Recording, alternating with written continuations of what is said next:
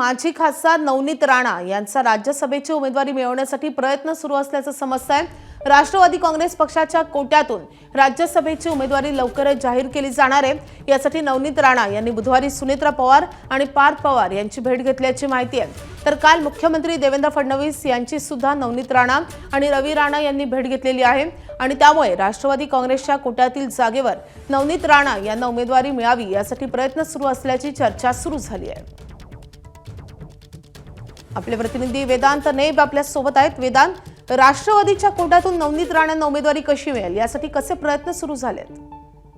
ज्या प्रकारे आपण बघितलं, सुनेत्रा पवार यांची जागा ही रिक्त झाली आणि त्यानंतर मग राष्ट्रवादी काँग्रेसच्या कोट्यातनं एक उमेदवार हा दिला जाणार आहे। सोमवारी अर्ज भरण्याची शेवटची तारीख आहे आणि त्यासाठी काही जण इच्छुक आहेत। छगन भुजबळांचं नाव सुद्धा यामध्ये चर्चेत आहे की छगन भुजबळांना सुद्धा राज्यसभेची उमेदवारी दिली जाऊ शकते।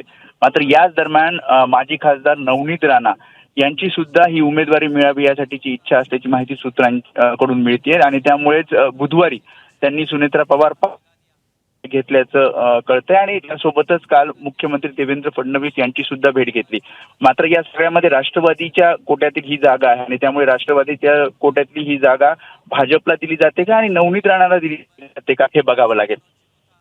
नक्कीच राष्ट्रवादीमधून इतके इच्छुक असताना आता नवनीत राणांची त्या जागेवर वर्णी लागणार का हे पाहणं तितकंच महत्त्वाचं असणार आहे। वेदांत, या संदर्भात तुझ्याकडून अपडेट घेत राहू। सध्या धन्यवाद या सगळ्या सविस्तर माहितीसाठी।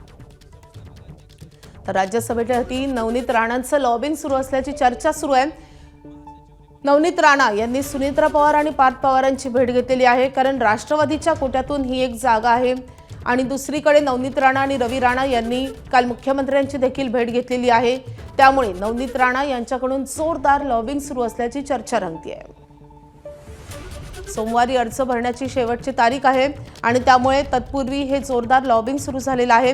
आता खरंच नवनीत राणांना ती राज्यसभेची उमेदवारी मिळणार का हे पाहणं अत्यंत महत्त्वाचं असेल।